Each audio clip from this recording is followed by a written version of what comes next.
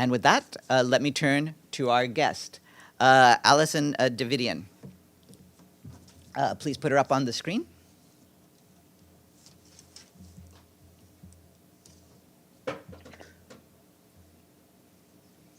Hi, Alison. Welcome. It's great to see you. We have as our guest today Alison Davidian, the UN Women's Head of the Afghanistan Country Office, to discuss the gender country profile for 2024 for Afghanistan. Ms. Davidian, the floor is yours. I've just come back from the north of Afghanistan, and I asked the women that I met with, what would you like the world to know about your lives now? And one of the women I met with, Nasima, told me this. I was married at 16. I couldn't finish school. My hope was that my daughter's life would be better than mine. Now I'm worried that her life is going to be worse. For those who are still listening, please help us fight for our freedom. This week marks 3 years since the Taliban's takeover of Afghanistan. 3 years worth of countless decrees, directives, and statements targeting women and girls, stripping them of their fundamental rights and eviscerating their autonomy. Our latest publication, which we're launching today, shows trends based on rounds of consultations that we've done with Afghan women, thousands of Afghan women across the country, from provincial capitals to the most rural areas since August 2021. And the first most striking trend is the erasure of Afghan women from public life. To date, no woman in Afghanistan has a leadership position anywhere that has influence politically, either at national or provincial level. When women are engaged in the Taliban's structures, their roles are largely to monitor compliance of other women with their discriminatory decrees. And this political erasure is really mirrored at social level. What our data shows is when you take away fundamental rights, it impacts across all areas of life. Of the women that we've surveyed, 98% said that they had limited or zero influence over decision-making at the community level in their communities. And it's also reflected in the home. Our data shows that the percentage of women who feel like they have influence over decision-making at the household level has dropped almost 60 percentage points over the past year. And just to give some context, 3 years ago, a woman in Afghanistan could technically decide to run for president. Now, she may not even be able to decide when to go and buy groceries. Now, I'm not saying that 3 years ago it was perfect. It was not perfect. But it wasn't this. Linked to the loss of rights, our data also points to an escalating mental health crisis. 68% of the women we surveyed said they had bad or very bad mental health. And 8% of women said that they knew at least one other woman or girl who had attempted suicide. What's clear 3 years in is that the Taliban's restrictions on women and girls will affect generations to come. Our analysis shows that by 2026, the impact of leaving 1.1 million girls out of school and 100,000 women out of university correlates to an increase in early childbearing by 45% and an increase in maternal mortality by up to 50%. So, in the face of this deepening women's rights crisis, I'm often asked, what can we do? What can we do to support women and girls in Afghanistan? And my answer is always this one key thing. We must continue to invest in Afghan women and girls. Nothing undermines the Taliban's vision for society more than empowering the very part of the population that it seeks to oppress. Practically, based on UN Women's work over the past 3 years, investing in women means three main strategies. The first is to allocate long-term sustainable funding to women's organizations. This is one of the most effective ways that we can reach and access women and girls, respond to their needs, and also invest in one of the few sectors left where women can influence decision-making. It's hard, but it's possible. Secondly, is to design programs that directly counter the erasure of women and girls, investing in their resilience, their empowerment, and their leadership. So initiatives, especially like education, livelihoods, entrepreneurship, these are crucial ways to address the structural drivers of gender inequality.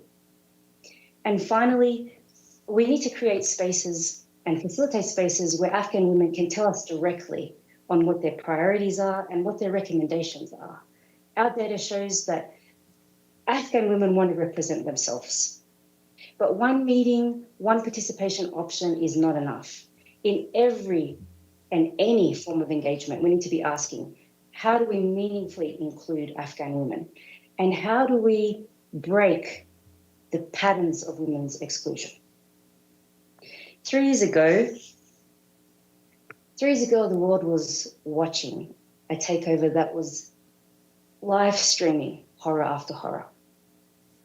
And 3 years later, while the world's attention may have turned elsewhere, the horrors have not stopped for Afghan women and girls, but nor has their conviction to stand against oppression.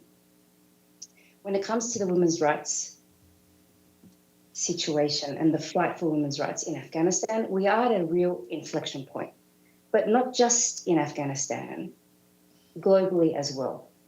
The world is watching what happens to Afghan women and girls, and in some cases it watches to condemn, but in others it watches to emulate the Taliban's systematic oppression. We cannot leave Afghan women to fight alone. If we do, we have no moral ground to fight for women's rights anywhere else. Their fate determines the fate of women everywhere. And what we do, or what we fail to do, for Nasima, for her daughter, for all Afghan women and girls, is the ultimate test of who we are as a global community and what we stand for.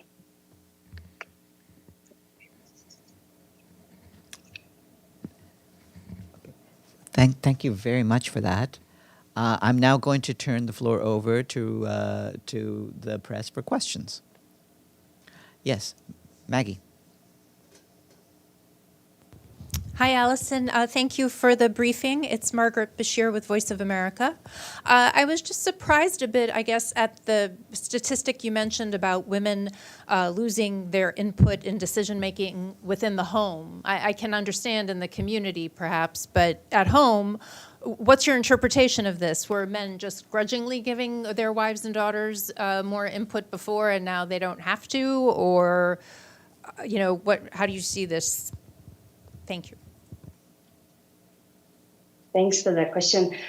Look, I think when you take away women's right to education and restrict their rights to work and public life, it affects all rights and affects women's agency more generally. And that's reflected in the real decrease in women's decision-making. And as these restrictions go on, the influence over decision-making, both at community and household level, has decreased. Okay, yes, Jennifer Peltz. Hi, Jennifer Peltz from the Associated Press. Turning to your call to invest in education, entrepreneurship, and so on for women, How is it possible to do so under the conditions you describe? How can you foster entrepreneurship among people who aren't even allowed to take their own initiative to go to the grocery store? So women are able to run businesses in particular sectors, except not beauty salons, but they are running mainly home-based businesses in tailoring, carpet weaving, food processing. But there's two main challenges that they face. First is access to markets, especially around mobility restrictions, because of the mobility restrictions. And the second is access to finance, access to formal banks. There's a lot that UN Women and we as a system are doing to support women in terms of accessing markets, accessing capital, and supporting business development skills, so that in the space that they have, they're able to utilize it as much as possible. So there is a real focus right now and on women businesses as an entry point. Okay. And online, we have a question from Yvonne Murray.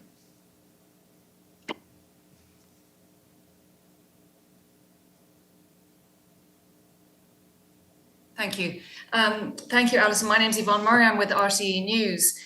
Did you ask the women that you spoke to in Afghanistan about the Doha meetings organised by the United Nations? And if so, what was their view of these meetings? And specifically, what did they think about women's rights not being on the main agenda and women's groups being excluded from the main meetings? Thank you. So we know that one meeting and one participation option is never going to be enough to address the severity of the situation for women and girls in Afghanistan. Last year, we know that the Security Council adopted a resolution, 2721, that clearly called for women's participation. And this should be the text that we really anchor strategies to increase women's participation across a multitude of avenues, both direct and indirect. And we also need to make sure that these long-term strategies are accompanied by also programs to support women's leadership and resilience at the country level. In everything we do, in every format, we need to be asking, how do we engage Afghan women? How do we integrate women's rights across all of the topics that we're discussing? How do we break the patterns of exclusion? When we speak to Afghan women say we want to represent ourselves. And we need to be ensuring that that happens across all of the forums, multitude of forums possible. Yes, please. Hi, I'm from NHK Japan. So I heard some madrasa, the religious school in Afghanistan, is start accepting, some girls for the secular education. How do you evaluate the roles of those madrasa, and do you have concern maybe Taliban might start restricting those education in madrasa? So I travel across Afghanistan regularly, and the topic that continues to come up time and time again by women everywhere I go, from the provincial capitals to the most rural areas, is this collective mourning, truly, over the inability of girls to be able to go to school and to be able to graduate and go to university. There's no other country in the world that bans girls from going to school as a matter of policy. The impact that this also has, not just on education, but on the economy, is very clear. We have data that says that by 2066, if these bans were to continue, Afghanistan would lose $9.6 billion in GDP. That's 2/3 of its GDP as it currently stands. So we're seeing how the overall bans on girls' access to education affect the health of the economy. Women want girls to be able to go to school. Madrasa education, what we hear from Afghan women is that it should not be a replacement for that. Abdulhamid online. Thank you, Alison. My name is Abdulhamid Sayam from the Arabic daily Al-Quds Al-Arabi. Alison, I have a personal question. I hope you understand my background. I served in Afghanistan too, but for a brief time. How do you connect with the women? Do you sit with them? Do you talk to them? Do they open up for you? Do you speak their language, or how do you evaluate your personal relation with Afghan women? I have an experience when women start talking, they started crying, and they affected me as well. So how do you evaluate your personal experience? Yeah, thank you for your question. The best part of my job is that I'm able to go and meet with Afghan women across the country and listen to them and hear what their priorities are. All of our programming, everything we do at UN Women is anchored on their voices and their priorities. And what Afghan women want is what any woman wants, which is the ability to live a life of her own choosing. And that's a real basic commonality that we all have in common. So in that sense, it's the greatest privilege of my life to be able to go and meet with Afghan women and hear from them directly, and to use every platform I have to elevate those voices and priorities. Thank you. Margaret Bashir again. Thanks, Alison. It's Margaret again. Just one more question. The results of your survey really were pretty grim, and I'm just wondering then, has advocacy, international pressure, frozen assets, has any of this had any success whatsoever in easing the plight of Afghan women? So, despite all of the challenges, Afghan women are still finding ways to run women's organizations, run businesses, deliver services to other women, protest online. And I think what's really critical is that that we continue to have global solidarity and commitment and action behind them. Afghanistan is not the only country in the world where women's rights are being rolled back. But it's true that the speed and the scale of the rollback in Afghanistan is a warning to women, everywhere, of how fragile gains are on gender equality and how quickly that can be taken away. So we need to continue. It's a long game. We need to continue to invest in women and girls, put our political will and our funding behind them, and continue to have global advocacy to effect change in their lives. Okay, I don't see any further questions. So, with that, I'd like to thank once more our guest. Thanks very much for this briefing, Alison, and good luck to you. I'd like to tell all of you in the press corps, we'll also be emailing some of Alison Davidian's remarks to you shortly, so you'll be able to get some of that in print as well. Thanks, and thanks again, Alison. Have a good afternoon. Thank you so much. Thank you. Technically, she will have a good evening.